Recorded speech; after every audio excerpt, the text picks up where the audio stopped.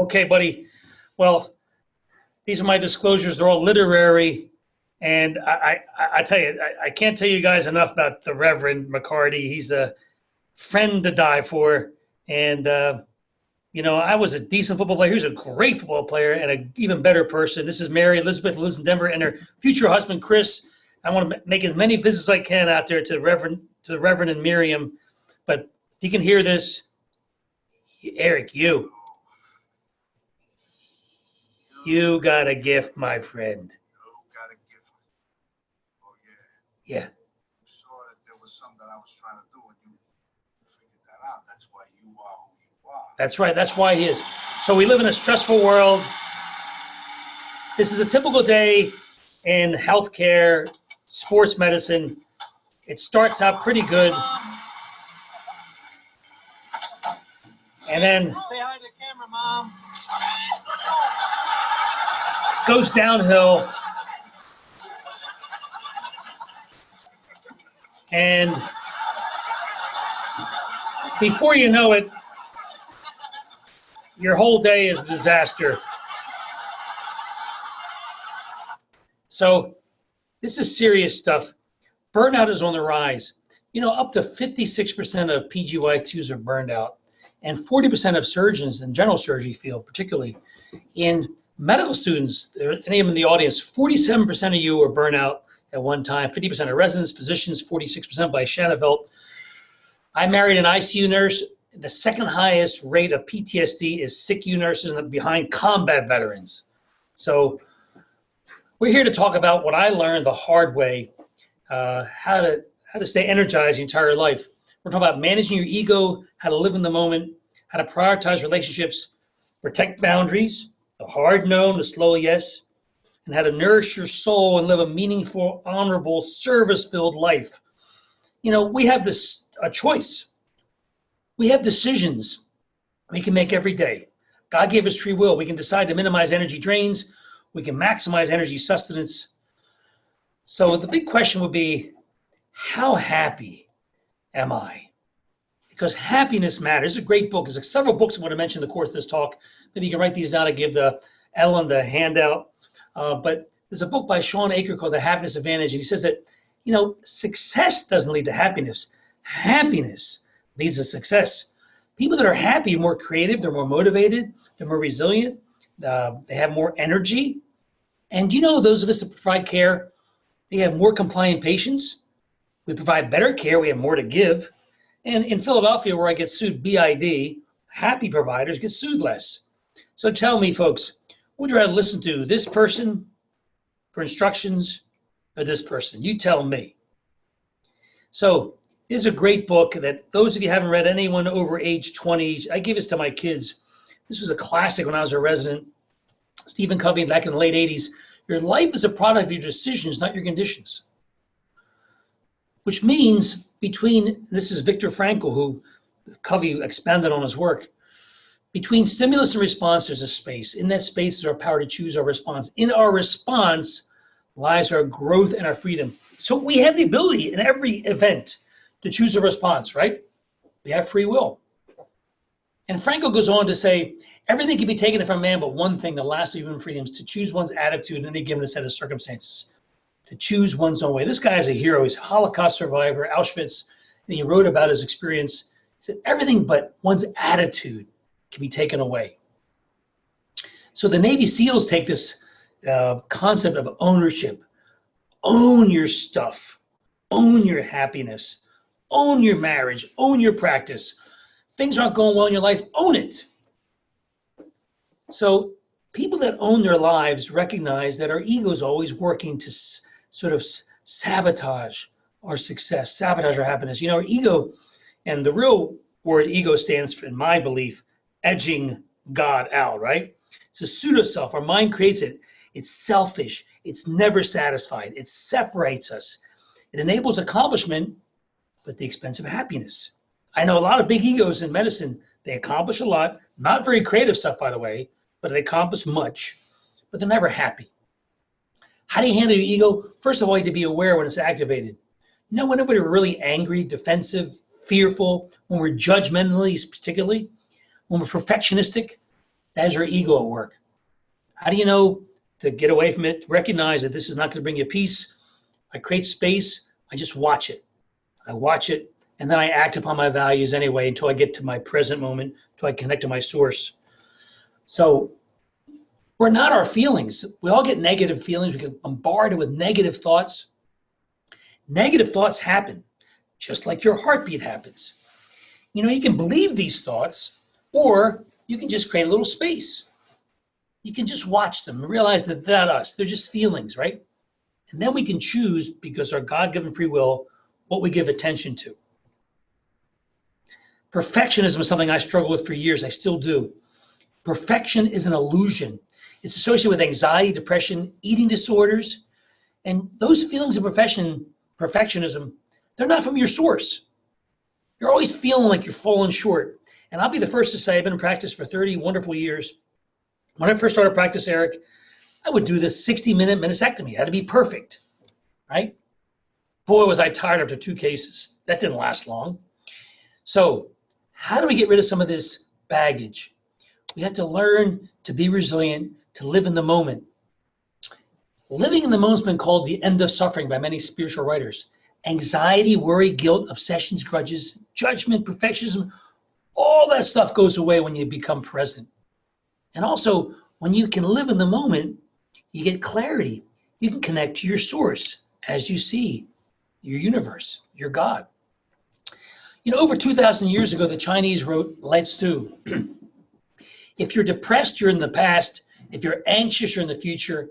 If you're at peace, you're living in the present. Amen. You know, when we're in the moment, our relationships blossom.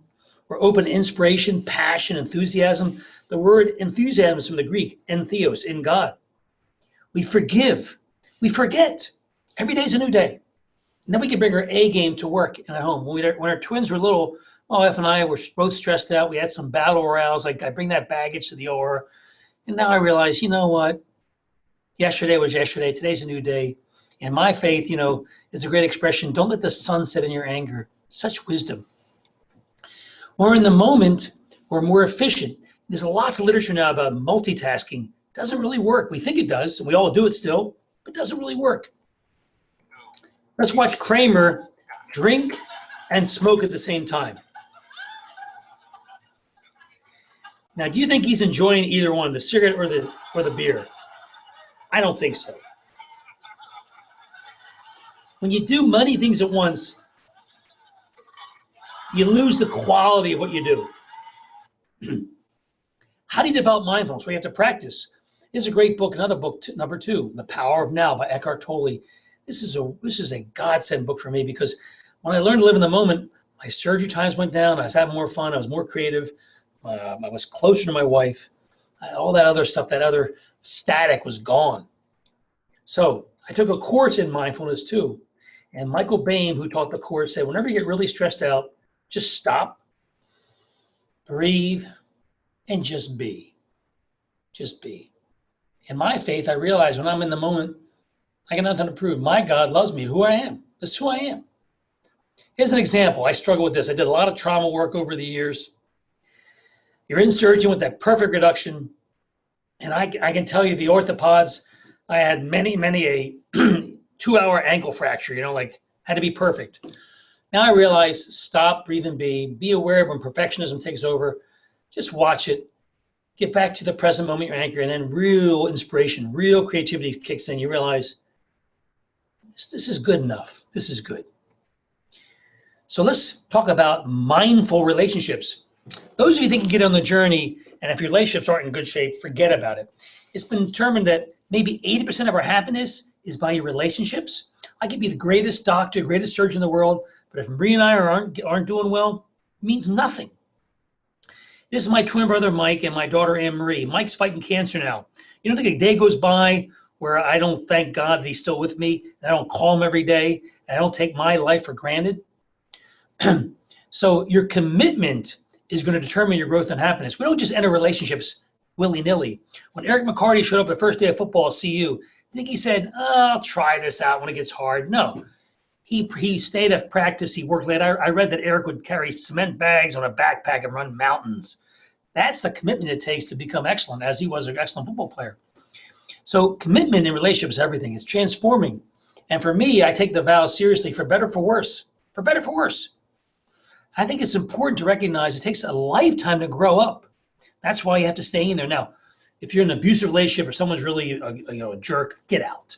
But for most of the relationships that we encounter in our lives, commitment's everything. When we commit, we make the most of a situation, look for the good and for the growth. And I need that commitment for the security to grow, to grow. Here's the bullseye approach to hierarchy of priorities. For me, it's the higher power. But right outside that higher power is my union with my wife. And look at it, above children and career. If you get this hierarchy of needs right, you're going to have a happy and fulfilled life. A good friend of mine, Eric, says he works on his epitaph and on his funeral, homilies. And he wants to know what people are going to say about him when he dies. What a great way. Covey says, begin with the end in mind. What do you want people to say about you when you die? That you're rich, that you're successful? How about your family? How about your wife? How about your children? I've been to funerals of very successful orthopedic surgeons, and the children are angry. And I got that experience early in my life, and I said, that's not going to be me. That's not going to be me. You see, this is jet fuel for your career. When you get things right at home, it will propel your career, propel your happiness, so you can do the things that we all do to be successful. So I want you to meditate on proactive relationships. For 30 days, assume responsibility for your relationship in your life, particularly those of you who are in a spouse or partner. Become aware and say, what am I bringing? Do you know that your relationships in your life reflect your internal life? When things aren't going well, guess what? You're probably not going so well. There's an expression that's so powerful. We don't see people as they are. We see them as we are. Why? We project onto others our own stuff. And we can change it. St. Francis said a single sunbeam is enough to drive away many shadows. We can change relationships. This is book number 3, Getting the Love You Want. We all want to be loved, right? Every single person ever lived. Harville Hendricks is a Christian author, and he says the only way you can ever really get the love you want is if you love that person you're with, committed relationship unconditionally, spouse, partner, because your subconscious brain can't tell the difference between loving someone very close or loving yourself. And don't forget this one. The hardest times to choose love become the very times you can grow the most, right? It's a choice. Well, people say, I fell away from my partner, my spouse, because I fell out of love. Feelings are feelings. They're from thinking. But love is a decision. Love is a verb. It's up to you to create the life you want. You can heal your union if you heal yourself. And if you love that person totally and unconditionally, guess what? You're going to be changing your life for the better. So here's how we learn from our unions. We learn from relationships. 2 questions to ask yourself. What pushes your buttons? There's an old childhood hurt. And what don't I like about him or her? There's projection. Those 2 things, when you commit and work on these 2 things, you're going to grow without measure. I am twice the man I was just 5 years ago, and I got a long way to go. Maria will tell you. Live the vows. Dedicate your life to your spouse or partner. You know, your relationship's your vocation. Vocation's a calling, right? And you have to get rid of the ego. It's more important to be in relationship than to be right. Remember that. And when you forgive your spouse, you forgive yourself. We don't forgive because we have a hard time forgiving ourselves. When we forgive other people, we become kinder to ourselves. It works both ways. Own it. So, success in marriage, it's not about finding the right person necessarily, but being the right person. Be the right person. Be proactive in your relationships. Turn it around. And a great rabbi, Abraham Heschel, said, life without commitment, it's not worth living. It's not worth living. So the next point I'm going to make is stay close to your source, whatever your higher power is. If you develop a transcendent belief system to overcome all this craziness we see in our world today, honor, love, service, they're energy efficient. Service replenishes, it's other-centered. Meaning prevents burnout. If you can mindfully surrender every day, I have my little holy half hour in the morning, I have quiet time, I read something uplifting, I read the Bible, I read devotionals, I quiet my mind, and I connect to that source, which is changeless in a changing world. I try to become a servant for good. It gives me meaning. It's not about me. Booker T. Washington, a wonderful author, said, I learned long ago that those who are the happiest are those who do the most for others. We can celebrate our vocation of sports medicine, therapists, trainers, doctors. We live for other people, right? That's how we get out of ourselves. That's how we get rid of the ego. This guy was one of my heroes, John Wooden, 11 championships. No one will ever do that again. You can't live a perfect day without doing something for someone who'll never repay you. Wow. Look at that. Says it all. Service is its own reward. And again, meaning. Viktor Frankl again said, those who have a why to live can bear with almost any how. How do I get this case done? We'll figure it out. We're here to help this person. Choose to focus on all the good we all do. Appreciate the profound privilege to heal and emphasize the vocation, not the business. Another thing I should add to this, if you haven't done a service trip, I've been to Nicaragua, to India. Man, what a game changer. I will never, ever, ever, God willing, complain again. My 2 air-conditioned ORs with inventory, beyond measure. My old hero, Dr. Lockman of the Lockman test. He always focused on vocation. What a privilege we had to take care of people. And finally, those of us that are resilient believe in a friendly universe. You have to ask yourself, is everything rigged in your favor? Einstein said there's only 2 ways to live your life. One's as though nothing's a miracle. The other is as though everything's a miracle. I choose the latter. I look at all the bad stuff. I got involved with stress management because I was down. 15 years ago, I got sued, $1 million suit for running a prescription for someone who didn't fill it. My dad had Parkinson's. My grandmother passed away. Boy, I went back to the basics. And I realized that happened for a higher purpose. It made me rethink my life. Back to the fundamentals, faith, family, and self-care. So, can you hear this?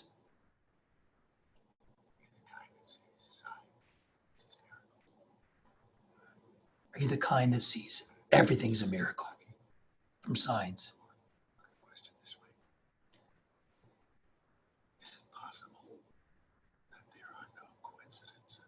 He's saying, is it possible with no coincidences? I believe in that. So say we are burned out. We can still reverse that. I'm going to give you a couple pearls and we'll finish up here. Again, we have a choice. We have free will. We're going to live the law of the echo. We're going to generate uplifts. We're going to make others feel better. Those are the 3 ways we can reverse burnout. The law of the echo. What you put out to the universe will come back to you. You reap what you sow. What goes around comes around. When I go to work in the morning, I could have the JV staff, and I say, boy, we got a good day. We have a great staff today. We're going to have a wonderful day. I set the tone. You're the captain of the ship in the oar. People look to you. If you say, oh, boy, you again, I don't think so. God gave us mirror neurons to reflect back what they receive. When you're light, you reflect light back. Be a light, not a critic. Smile. Here's mirror neurons at work.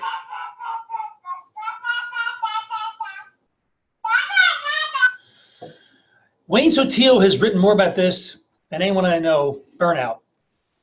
He says that if you look at those that are burned out and those that are resilient, we each have the same number of hassles. But what separates the burned out from the resilient is presence of uplifts in their day.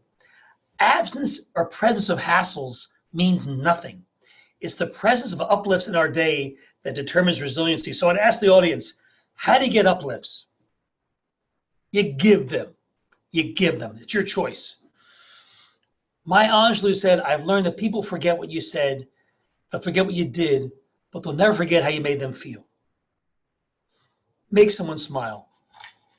Now, I can look at this video, and when this baby's smiling, how are you going to feel? So we have a choice to be a love finder or critic finder. We have a choice to give uplifts or to stress the people out. We can dedicate our life to making others feel good and heal, or we can just look for fault, be judgmental. We can smile and make someone else smile. Gandhi said, this is productivity 101. That's what I'm talking about here. Be the change you wish to see in the world. Own your happiness. And when you're conscious, when you get all this stuff right, when you live in the moment, self-care becomes a natural. You start to realize, I love the people, I love myself. Sleep whenever you can. You can't afford not to work out. Whole foods, hobbies, Very important. And learn to say no. We can't be all things to all people. Say yes to something bigger. No, I have plans with my wife that night. Let me get back to you. And Eric talks about in his talks margin, creating margin time. Get to the office a little early. You can't be all things to all people. I repeat that. So let's talk about some action steps. Do you know if you take a vacation, you live longer? Period. You lessen your heart attack risk. And long-term, you increase productivity. Henry Ford was the progenitor of the 40-hour work week because he realized, this is a study after Henry Ford by Daniel Cook, showing that if you work 60 hours a week, your productivity rises for 3 weeks and then it dips. So those of us that work 40 hours and just can maintain that sweet spot, we're more productive long term. Action step 2, excellence is important, but not perfection. Commit to being imperfect. Dare to have an inspired day. Breathe and just let it flow. Let that paper, let that case, let that talk just flow. And choose what you're going to feed your brain. You're going to look at terror reports and bad news, or you're going to read novels, spend time with kids, grandkids, animals, nature. It's your choice. You can watch this, or you can watch this. Your choice. So putting it all together, how do we stay energized? A peaceful and present mind, a life that's absolutely dedicated to others' relationships, a life of honor and compassion. Be a love finder, not a critic. You got to have boundaries. You can't be all things to all people. And focus on the healing that we do every day.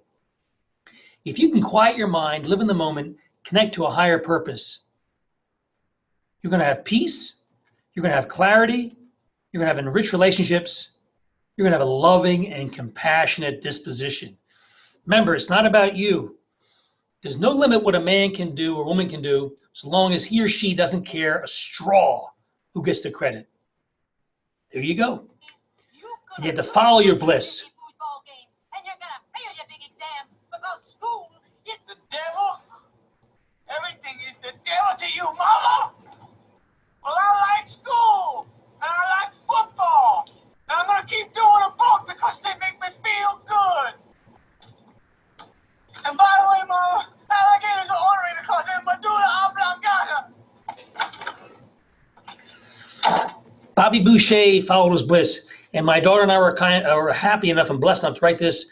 I'd be happy to send you the PDFs to Ellen. She can distribute to people who want as needed, and this is just hard-earned wisdom.